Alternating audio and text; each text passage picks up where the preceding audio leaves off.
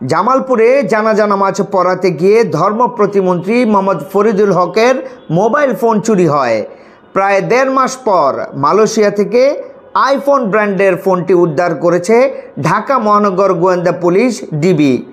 Mobile চুরির সঙ্গে সম্পৃক্ত চোর চক্রের মূল হোতাসহ ৯ জনকে গ্রেফতার করেছে ডিবি পুলিশ। মুন্না মোবাইলটা চুরি করছে মন্ত্রীর পকেট থেকে। মুন্না চুরি করার পরে রাসেলকে দেওয়ার পর রাসেল ৫০,০০০ টাকা বিক্রি করতে বুরহানকে। বুরহান সেটা আবার দিয়ে দিয়েছে হলো হিরোকে। হিরো সেটা হয়তো তার কোনো মাধ্যমে সে পাঠিয়েছে। যখন চোর চক্রের যখন সবাই ধরা পড়লো তখন সোর্সের মাধ্যমে আমরা এটা ওখান থেকে আমরা আনার চেষ্টা করেছি এবং এনেছি। এটা আমরা আজকেই মাননীয় মন্ত্রী মহোদয়ের কাছে হ্যান্ড ওভার করবো। আমি আপনাকে দিয়েছি, আপনি আপনার আত্মীয়কে দিয়েছেন যে সস্তা মোবাইল পেয়েছেন। সেই চিঠির ভিত্তিতে আমাদের যে ডিবি সাইবার স্পেশাল ক্রাইম উত্তর বিভাগের যে তারেকের নেতৃত্বে তার যে টিম আছে তারা সবাই মিলে কাজ করে এই মোবাইলটি তারা উদ্ধার করেছে মালয়েশিয়া থেকে। এবং আপনারা জানেন যে এই চোর চক্রের সদস্যরা তাদের ৮০টা গ্রুপে বিভক্ত। ৫-৭টা গ্রুপ হলো ঢাকাতে থাকে। তারা কোনো সময় পকেট থেকে ২ আঙ্গুলে চুরি করে নিয়ে যায়, অথবা তারা কোনো সময় ছু মেরে নিয়ে যায়। এটা ঢাকা শহরে। আর ঢাকার বাহিরেও আরও অনেক মোবাইল চোর চক্র রয়েছে। তাদের কাজটা হচ্ছে কোনো বড় বড় সমাবেশ হলে, জানাজা হলে, নামাজ হলে বা তারাবি হলে, অর্থাৎ যখন তো নামাজ পড়তে যায় অথবা জনসমাবেশ হয় তখন তারা ওই একটা গ্রুপ তারা কাজ করে, তারা তখন মোবাইলটা পকেট দিয়ে যদি কেউ বুঝে ফেলে তখন দেখা যাচ্ছে যে অন্যরা তার চুরির অন্য সদস্যরাও যার চুরি হয়েছে তারই ঘিরে রাখে, অর্থাৎ পলানোর একটা সুযোগ করে দেয়। এইভাবে ঢাকা সহ ঢাকার আশপাশে এলাকায় সারা বাংলাদেশে ৮০টি গ্রুপ কাজ করে। তাদের নেতৃত্ব হচ্ছে জাকির হোসেন।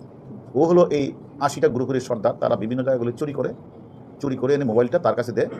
সে আবার তার একটা গ্রুপ আছে, সেই দামি মোবাইলগুলি সে করে কি এটা কোনো সময় এটা মালয়েশিয়া, দুবাই, ইন্ডিয়া এই যেগুলো তারা পাঠিয়ে দেয়।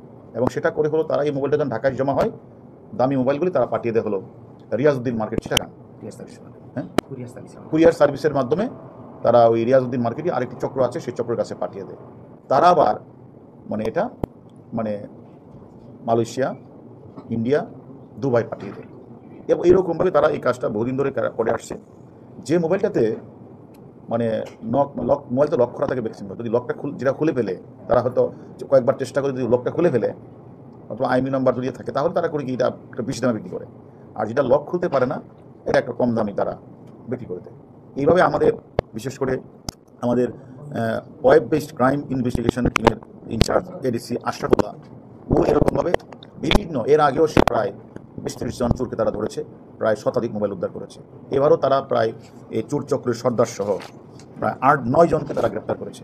গ্রেপ্তার করে তাদের দেওয়া তথ্য মতে আমাদের মাননীয় মন্ত্রী মহোদয়ের মোবাইলটা তার পকেট থেকে চুরি করেছিল মুন্না সেটা রাসেলকে দিয়েছে। রাসেল বুরহানের কাছে ৫০,০০০ টাকা বিক্রি করছে। বুরহান এটাকে হিরোর মাধ্যমে হিরোকে দেয়, হিরো এটা মালয়েশিয়া পাঠিয়ে দেয়। তারপরে আমরা একে একে মুন্না, রাসেল এদেরকে গ্রেপ্তার করার পরে আমাদের প্রেশারাইজ করার পরে মালয়েশিয়া থেকে তারা মোবাইলটা ফিরে দিয়েছেন।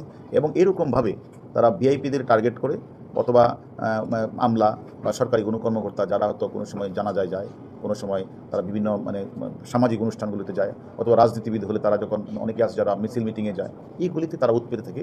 এইভাবে মানুষের যে দামি মোবাইলগুলি চুরি হয়ে যাচ্ছে। মোবাইল চুরি এটা যেমন একটা চুরি হচ্ছে শুধু একটা না, এর ভিতরে একটা মানুষের অনেক তথ্য থাকে, ছবি থাকে, এগুলি সে বহুদিন ধরে লালন করছে। দেখা গেল মোবাইলটা চুরি হয়ে যাওয়ার পরে সে অত্যন্ত অসহায়ত্ব বোধ করে এবং সেটার মধ্যে অনেকগুলি নাম্বার থাকে, নাম্বারগুলি পেতে অনেক কষ্ট হয়।